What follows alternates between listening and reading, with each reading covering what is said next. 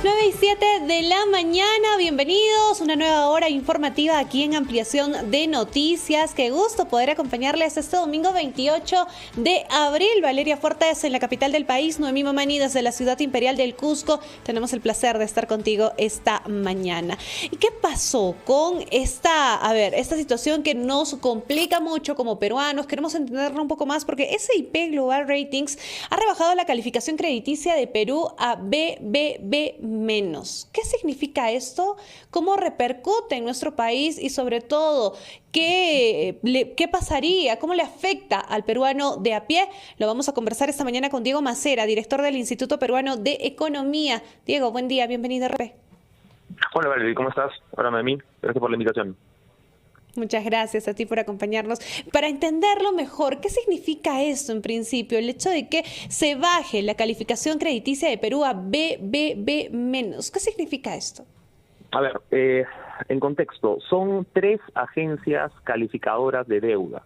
Lo que hacen estas agencias es evaluar cuánta confianza hay en que un país o una empresa vaya a repagar su deuda una vez que la toma, ¿no? Entonces, los que van a prestarle plata al Perú o a cualquier otra entidad, ¿no?, ven qué cosa ha dicho, qué sello le ha puesto esas agencias calificadoras, y en función a eso determinan si es alguien confiable o no confiable para prestarle, o qué tan confiable es.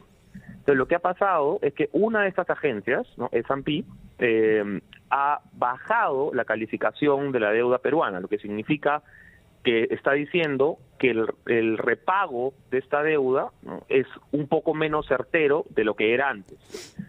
La consecuencia es que los prestamistas que evalúan en función de estos sellos, de estas calificaciones, van a decir, ya, entonces es un poco más cara, es un poco menos confiable esta economía, con lo cual yo le voy a pedir una tasa de interés más alta, ¿no? Lo mismo que cuando vamos a pedir un crédito a una entidad financiera, ¿no?, si somos menos confiables, no tenemos activos o no tenemos una fuente clara de ingreso, nos van a cobrar una tasa de crédito más alta porque hay más riesgo de que no haya repago. Exactamente la misma idea. Ahora, Diego, ¿qué tal? Valeria Fuertes te saluda. ¿Cada cuánto tiempo, en este caso, Standard & Poor's, Moody's o Fitch se pronuncian al respecto? ¿Ellos deciden cuándo? ¿Lo hacen cada 3 meses, 2 veces al año, 3 veces al año?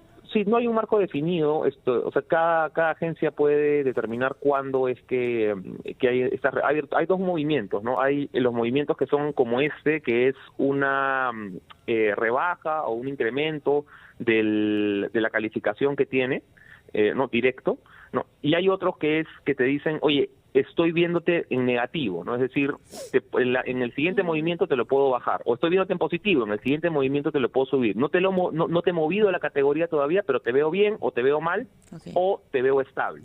Ahora, en periodos de rápido deterioro de la deuda, ¿no? Cuando un país le empieza a ir muy mal rápidamente, ¿no?, hay espacio para que estas agencias puedan reducir con mucha velocidad peldaños, ¿no? Las mejoras más bien toman tiempo. Cuando hay un proceso de mejora continua, ¿no?, puede pasar pues 1 año, 2 años, 3 años antes de que haya un movimiento de mejora, que es el proceso que siguió Perú, vamos a decir, pues de los últimos 15 años, ¿no? Poquito menos, de hecho, cuando llegamos al tope, y más bien lo que hemos visto es que el proceso de reducción es más rápido. ¿No? Y esa es la manera en que suele suceder. O sea, quiere decir que para salir y subir un escalón, ¿no? En este caso, de acuerdo a la nomenclatura que usa Standard & Poor's, nos tomaría hasta 3 años salir de esta rebaja. No, depende de lo que digan los especialistas de cada agencia, ¿no? Lo que sí es verdad es que los procesos de mejora normalmente toman más tiempo que los procesos de reducción. Okay. ¿Y qué debería pasar en ese caso, Diego, para que Perú pueda tener un desempeño positivo y que nos vuelvan a ver, digamos, con esa confianza que gozábamos hace algunos años? Porque con eso hemos retrocedido 13 años aproximadamente. Sí, a ver, ¿qué cosa? En función de lo que ha dicho Standard & Poor's, de los motivos por los cuales se ha hecho la reducción, uno de los más significativos es esta incertidumbre, volatilidad política ¿no? y el comportamiento del Congreso, ¿no? Y si bien no lo ha mencionado, esto creo que es inevitable aparejarlo con un ejecutivo, con un Ministerio de Economía y Finanzas que no ha sido capaz de oponerse a varias de las normas que se han ido aprobando que tienen impacto fiscal en los últimos años. Ahora, yo sí quiero hacer un punto ahí, Sí. y es que el Perú todavía mantiene, a pesar de esta noticia, ¿no? Y a pesar de todas las razones que da Standard & Poor's para justificarla, con las cuales yo coincido, yo sí quisiera aclarar que el Perú todavía mantiene una de las principales fortalezas macroeconómicas de la región, a pesar de todo esto. O sea, si uno ve inflación acumulada, reservas internacionales, ratio de deuda, déficit fiscal, cualquier variable macro que uno quiera ver, el Perú sigue siendo de los mejores de la región. Ahora, eso no significa que no se hayan venido deteriorando en los últimos años, eso es totalmente cierto también. La institucionalidad fiscal se ha venido deteriorando,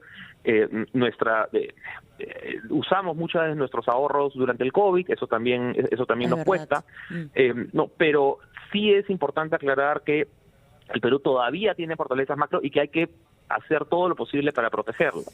Ahora, ¿cuál es el mejor camino para volver a reconstruirlas? Uno es tratar de volver a armar rearmar esta institucionalidad fiscal que hemos perdido un poco de la mano del Ministerio de Economía y Finanzas y del Congreso, sobre todo, y su interrelación. Y la otra, quizás más importante todavía, volver a crecer a tasas de, vamos a decir, por encima del 4%, idealmente del 5%. ¿No? Porque una cosa es tener un déficit fiscal del 2 al 3% cuando creces tú por encima, ¿no? Cuando estás creciendo al 5%, y otra cosa es tener un déficit fiscal y del mismo número, 2 o 3% del PBI, cuando estás creciendo poco. Entonces, la mejor manera de seguir recaudando, en otras palabras, ¿no? Y de hacer más certero ante quienes nos prestan la plata, que vamos a poder devolvérsela, es con una economía en fuerte crecimiento. Esa es la mejor forma.